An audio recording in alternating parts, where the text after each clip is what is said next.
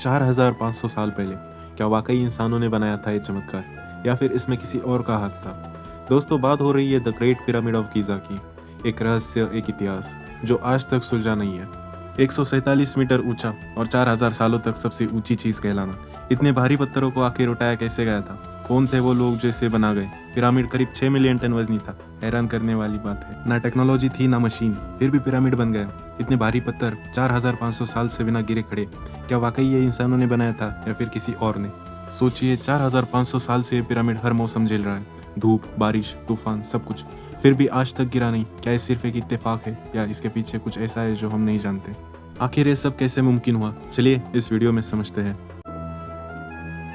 इतिहास में पीछे जाने का मतलब है कम फैक्ट्स और ज़्यादा अनुमान। द ग्रेट पिरामिड को किसने बनवाया? इसके जवाब में सबसे ज़्यादा नाम आता है फरो खुफू, जिसने इसे करीब 2560 बीसी में बनवाया था। ये पिरामिड नाइल नदी के किनारे उसके वेस्ट बैंक पर स्थित है, और अगर आप इसकी फ़ोटोज़ एंड वीडियोज़ देखोगे तो साफ नज़र आता है कि ये अकेला पिरामिड नहीं है। इसके जैसे दिखने वाले 2 और पिरामिड्स इसके पास बने हैं, बिल्कुल सेम जगह पर, सेम अलाइनमेंट में। इन तीनों में सबसे ऊंचा है the great pyramid of Giza, जिसे पिरामिड ऑफ खुफू भी कहा जाता है। इसके बाद आता है पिरामिड ऑफ खाफरे, जो साइज़ में थोड़ा छोटा है और इजिप्ट का सेकंड लार्जेस्ट पिरामिड माना जाता है। ऐसा कहा जाता है कि इसे खुफू के बेटे खाफरे ने बनवाया था।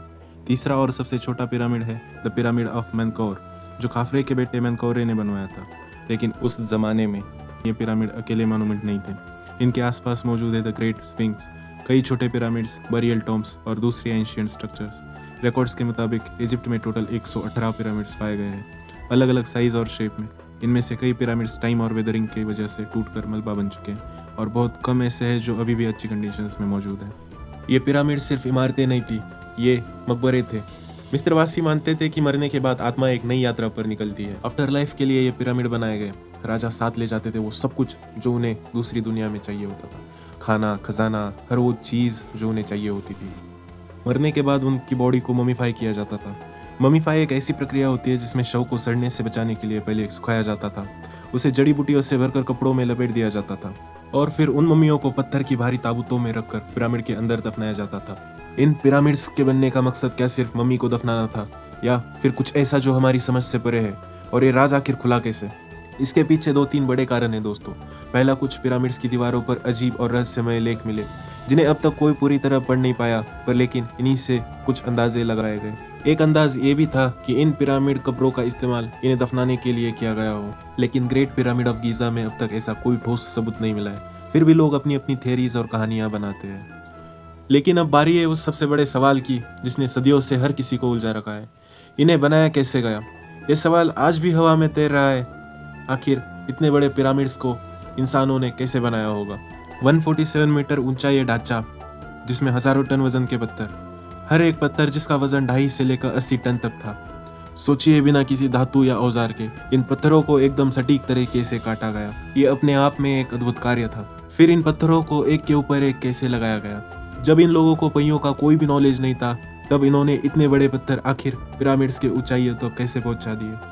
और फिर ये सब इन्होंने बस 20 सालों में कर दिया। यही टाइमलाइन बताई जाती है रिसर्चर्स के द्वारा। क्या यह संभव हो सकता है? आपने मूवीज में अक्सर देखा होगा कि इन पिरामिड्स को बनाते वक्त स्लेव लेबर का इस्तेमाल किया गया, दिन रात उनसे काम कराया जाता। काफी समय तक लोगों को यही लगता रहा कि पिरामिड्स गुलामों से बनवाए गए थे, लेकिन सच्चाई कुछ और ही है। लेकिन आज के दिन हम जानते हैं कि जो लोग इन पिरामिड्स को बनाने के लिए काम कर रहे थे, वो बिल्कुल ताकतवर हट्टे कट्टे थे। इन्हें भूख से तड़पाया नहीं जाता था, लेकिन अच्छा खाना दिया जाता था। इनके सेहत का ख्याल रखा जाता था। करीब 20 से 30 हजार मजदूरों ने इस पिरामिड को बनाने में हिस्सा लिया, जो रोज 10-10 घंटे तक मेहनत करते थे। वो अपने राजा पर बहुत विश्वास करते थे। फेमस पेंटिंग में दिखाया गया है कि 172 लोग एक विशाल पुतले को खींच रहे हैं, जिसका वजन लगभग 68 टन है। लेकिन इतनी भारी चीज को खींचते वक्त घर्षण से बचना आसान नहीं था, इसीलिए पथरीले जमीन पर आगे रेत छिड़की जाती थी। आधुनिक एक्सपेरिमेंट से ये बात पता चली कि इसके वजह से जो फ्रिक्शन हो रहा है वो कम होता था, और जिससे खींचने की ताकत जरूरत से कम लगती थी। पिरामिड का भीतरी हिस्सा चूना पत्थर से बना था, लेकिन इसकी बाहरी परत ग्रेनाइट की थी। माना जाता है कि ग्रेनाइट ब्लॉक्स मिस्र के दक्षिणी हिस्से आसवान की ग्रेनाइट खदानों से लाए गए थे, जो गीज़ा से सैकड़ों किलोमीटर दूर है। ये एक हैरान कर देने वाली बात थी, क्योंकि आसवान की ये खदान गीज़ा से लगभग 1000 किलोमीटर दूर है। लेकिन तब नील नदी की बाढ़ के समय जब पानी ऊंचाइयों पर होता था, तब वे इन भारी ग्रेनाइट पत्थरों को बड़े जहाज़ों पर लादकर तैराते हुए गीज़ा तक लाते थे। समय के साथ पिरामिड समय की मार और प्राकृतिक शक्तियों के आगे झुक गया, लेकिन कभी ये बर्फ जैसे सफ़ेद दिखाई देता होगा, क्योंकि इनके पूरे बाहरी हिस्से का चमकदार सफ़ेद चूना पत्थर से ढका गया था, जो सूरज की रोशनी में दूर से चमकता था। और माना जाता है कि सबसे ऊपर एक शिखर था, जिससे इलेक्ट्रम से ढका गया था, एक चमकदार मिश्र धातु जिसमें सोना और चांदी दोनों शामिल थे। कुछ स्कॉलर्स का मानना है कि उस समय एक लंबा सीधा रैंप बनाया गया था, जो जमीन से लेकर पिरामिड के टॉप तक जाता था। इस रैंप के ऊपर भारी पत्थरों को ऊपर खींचने के लिए एक खास सिस्टम इस्तेमाल हुआ। लकड़ी के मजबूत जमीन में गाड़ गए और उन पर मोटी रस्सियों को लपेटकर पत्थरों को ऊपर की ओर खींचा गया। एक प्रकार का प्रिमिटिव वैली सिस्टम कहा जा सकता है इसे।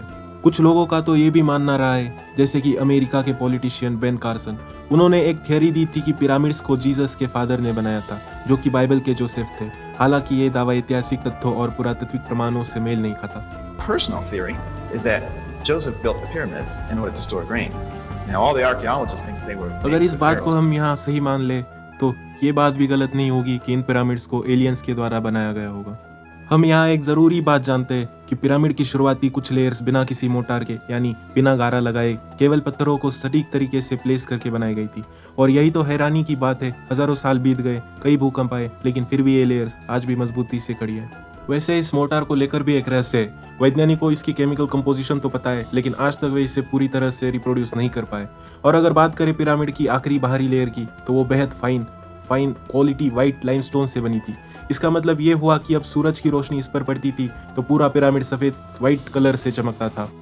और एक बात जो पिरामिड्स के बारे में बहुत फैसिनेटिंग है, इन पिरामिड्स की चारों साइडें north, south, east, west exactly align है। इतनी परफेक्ट अलाइनमेंट, वो भी बिना किसी आधुनिक उपकरणों के, ये अपने आप में एक इंजीनियरिंग और एस्ट्रोनॉमिकल चमत्कार है। सोचिए उस दौर में ना कोई कंपास था, ना जीपीएस, ना कोई लेजर टेक्नोलॉजी, फिर भी इन पिरामिड्स की इतनी सटीक अलाइनमेंट कैसे मुमकिन हुआ? ये सब इतनी परफेक्ट इंजीनियरिंग, वो भी हजारों साल पहले। सच में ये इंसान इतिहास का एक ऐसा अजूबा है जो आज भी वैज्ञानिकों के लिए एक पहेली बना हुआ है। इसको लेकर एक बार फिर से रिसर्चर्स ने समझने की कोशिश की, आखिर मिस्रवासियों ने इतनी जबरदस्त प्रिसीजन कैसे हासिल की। इसको लेकर एक पॉपुलर थ्योरी सामने आती है, ऑटम इक्विनॉक्स की। उस समय पृथ्वी का झुकाव ऐसा होता है कि दिन और रात बिल्कुल बराबर होते हैं, और तभी जमीन पर पड़ने वाली परछाइयां भी एकदम सीधी होती है, exactly along the east west direction. माना जाता है कि मिस्रवासियों ने इसी नेचुरल शैडो को गाइड की तरह इस्तेमाल करके पिरामिड्स की दिशा तय की। जब हमारे पास किसी चीज़ का ठोस सबूत नहीं होता, जब एग्जैक्ट एक्सप्लेनेशन सामने नहीं होता, तो इंसान अपनी कल्पनाओं से खाली जगह भरने लगता है। कभी कोई कड़ी मिल जाए तो हम उसे सच मान बैठते हैं, और जब उन्हीं बातों को थोड़ा और बड़ा चढ़ाकर पेश किया जाता है तो बन जाती है अजीब गरीब थ्योरीज। कुछ लोग तो यहाँ तक कहते हैं कि इन पिरामिड्स को एलियंस ने बनाया, क्योंकि ये इंसानों के बस की बात नहीं लगती। लेकिन क्या वाकई ऐसा है, या फिर शायद हमारी सोच ही अभी इतनी विकसित नहीं हुई कि हम इसे पूरी तरह समझ सके? क्या ये पिरामिड्स वाकई एलियंस का काम है, या बस हमारी समझ की सीमाओं से बाहर एक इंसानी चमत्कार? सवाल अब भी खुला है। हे गाइस, यार बड़ी मेहनत से ये वीडियो बनाई है। अगर आपको पसंद आए तो प्लीज़ लाइक करना और सब्सक्राइब करना। Thank you.